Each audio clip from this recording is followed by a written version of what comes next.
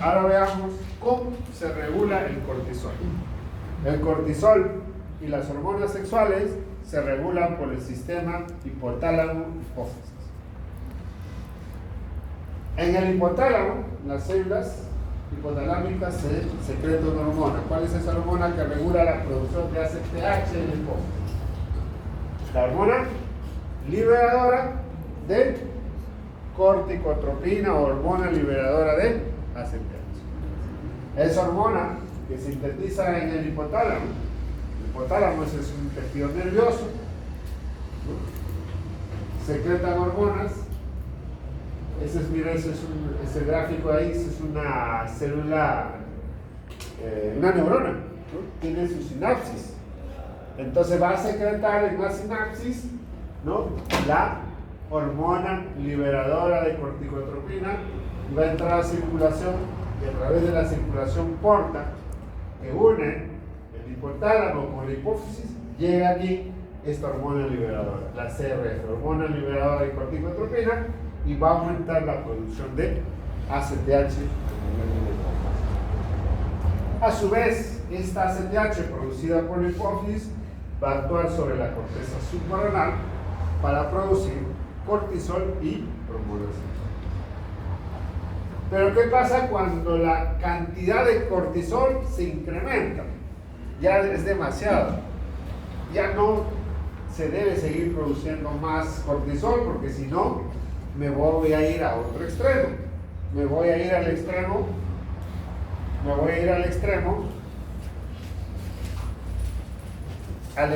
de que voy a producir, ¿no?, el hipercortisolismo o síndrome de Cushing. Para que eso no pase, ¿no?, el organismo, ¿cómo se defiende? A través de dos mecanismos, ¿no? La retroalimentación negativa, ¿no? Esto me hablaba ya en la primera clase.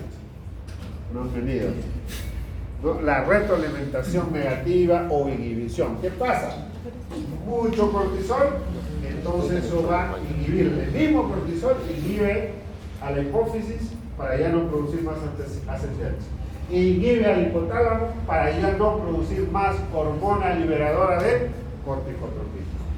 Entonces, la misma hormona cuando esté en exceso inhibe tanto al hipotálamo como a la hipófisis. A eso se llama retroalimentación negativa o inhibición. Por el contrario, cuando por algún motivo el cortisol desciende, como es el caso de la insuficiencia subcoronal, se me enfermó la glándula, no produjo cortisol, o se me enfermó la hipófisis, no produjo ACTH, el cortisol baja. Insuficiencia subcoronal secundaria, insuficiencia subcoronal primaria. No hay cortisol, entonces se genera otro mecanismo regulador, la retroalimentación positiva o estimulación. Entonces este mismo cortisol que está bajo estimula a la hipófisis para producir más ACTH y estimula al hipotálamo para producir más hormona liberadora de corticotropina. Es la forma como se regula este eje, y en general todos los ejes en el endocrino, ¿no? Una manera de retroalimentación positiva o negativa dependiendo cómo está la hormona periférica, baja o alta. Bien, ¿cuáles son los efectos del cortisol? Participa en la gluconeogénesis. ¿Qué cosa es la gluconeogénesis? Formación de glucosa a partir de diferentes sustratos como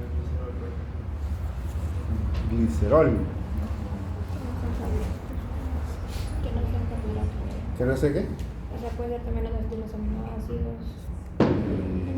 La gluconeogénesis, formación de glucógeno a partir de aminoácidos o proteínas.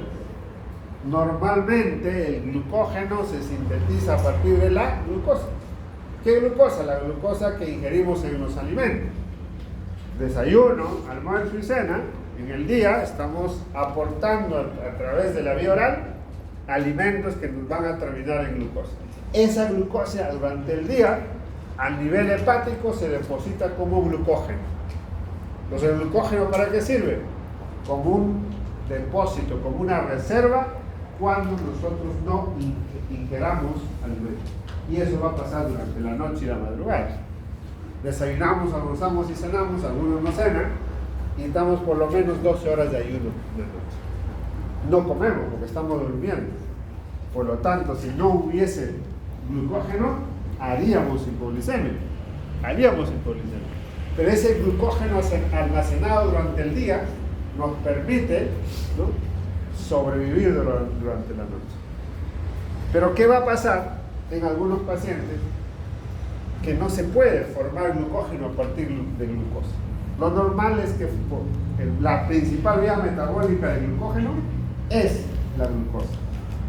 Un poquito es a través de la gluconeogénesis, es decir, a partir de aminoácidos. Ejemplo, un diabético tipo 1 que no produce insulina, su páncreas no produce insulina, por lo tanto no se podría utilizar la glucosa. La glucosa no entraría a ningún tejido porque para que ingrese a un tejido a una célula necesita insulina. Si no hay insulina, la glucosa no entra a ningún tejido, ni al hígado. Por lo tanto, el hígado no puede formar glucógeno. Entonces es una situación ya patológica, una enfermedad en la cual no hay insulina y no puede usar la glucosa. La glucosa está en exceso. Yo le mido en sangre, tendrá 300, 400 de glicemia. Hay en exceso, pero no puede ser utilizado. Entonces, voy a hacer hipoglicemia en la madrugada, a pesar de estar hipoglicémico. No es así, ¿no? Porque estoy con la glucosa elevada, pues porque no tengo insulina. No voy a hacer hipoglicemia, pero mis células no tendrían energía. ¿De dónde se va a liberar la energía? Porque ese proceso metabólico desde glucógeno que se degrada hasta glucosa, que me da glucosa, genera energía, genera ATPs. Entonces, pero si no hay glucógeno y no puedo degradar la glucosa, no hay energía para los diferentes procesos metabólicos celulares, ¿no? Entonces, si soy diabético, no produzco insulina, no puedo producir glucógeno. ¿De dónde voy a producir glucógeno? De los aminoácidos, la gluconeogénesis. Entonces, en ciertas patologías, en ciertas enfermedades, va a ser la principal vía metabólica, la gluconeogénesis. Pero eso va a traer sus consecuencias, por cierto, porque esto no es normal. Lo normal es que participe, pero en 1% de todo el glucógeno.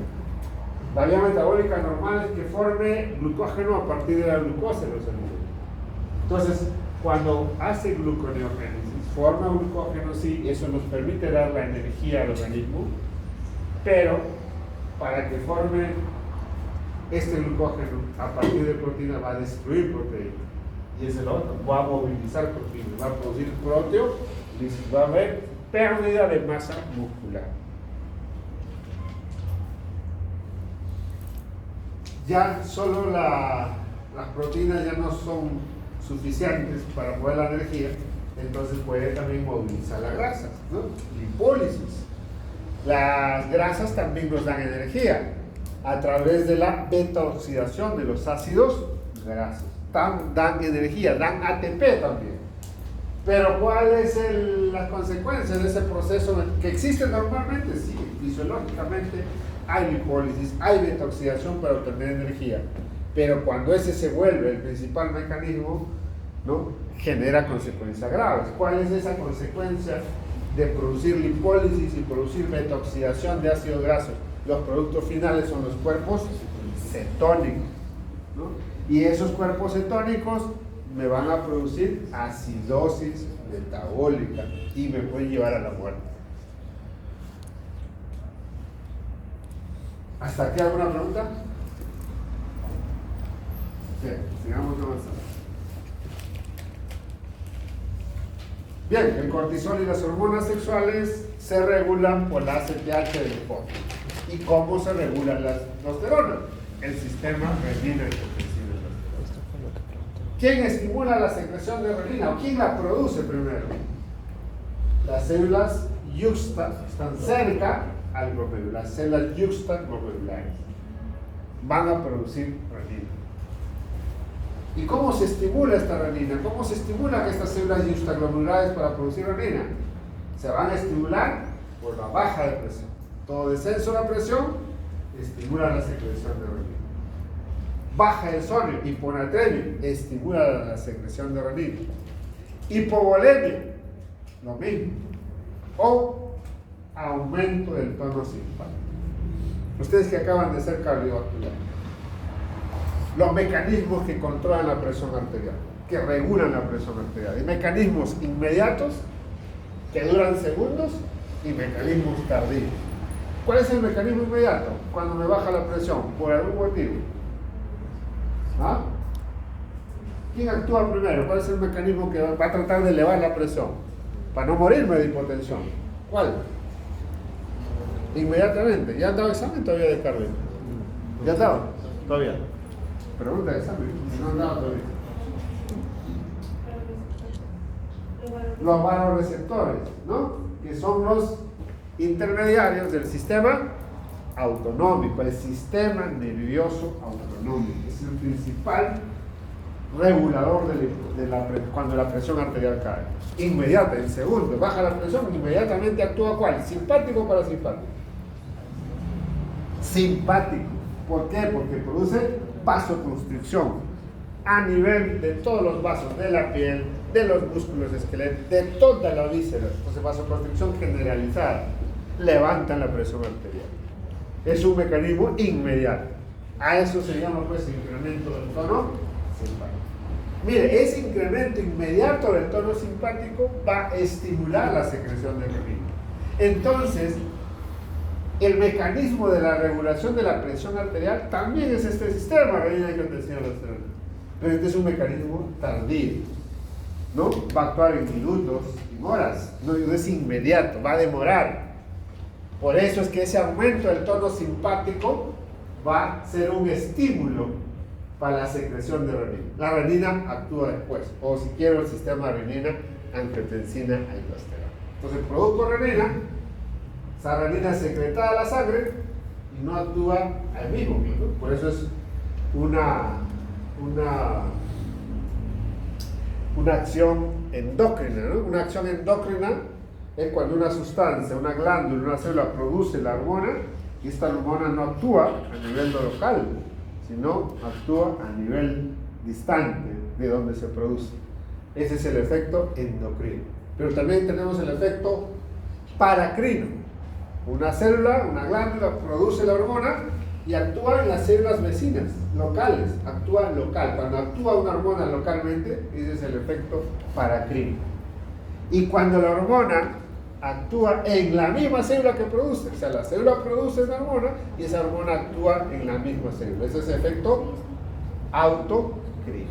Entonces, la renina es una hormona, tiene efecto endocrino porque se secreta en la sangre, viaja hacia el hígado y en el hígado estimula el paso de angiotensinógeno a angiotensina 1. Esa angiotensina 1 viaja a través de la sangre, llega al pulmón y en el pulmón recibe el efecto de la enzima convertidora de angiotensina y la convierte de angiotensina 1 a angiotensina 2. De ahí sale a la circulación y su efecto va a cumplir a nivel de la corteza suprarrenal, estimulando la producción de aldosterona. Que ya hemos visto cuál es el efecto de la aldosterona: absorber sodio, absorber agua y eliminar potasio. Pero no solo eso. Todo este efecto que hace es para aumentar la presión. Pero miren, también actúa en la neurohipófisis posterior, estimulando la secreción de la hormona antidiurética o vasopresina. ¿Qué hace? Absorbe agua libre independientemente del sodio. Su efecto neto también es aumentar la presión arterial.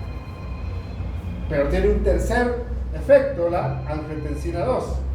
No solamente actúa a nivel de hipófisis, neurohipófisis, corteza suprarrenal, sino también a nivel del mismo vaso sanguíneo.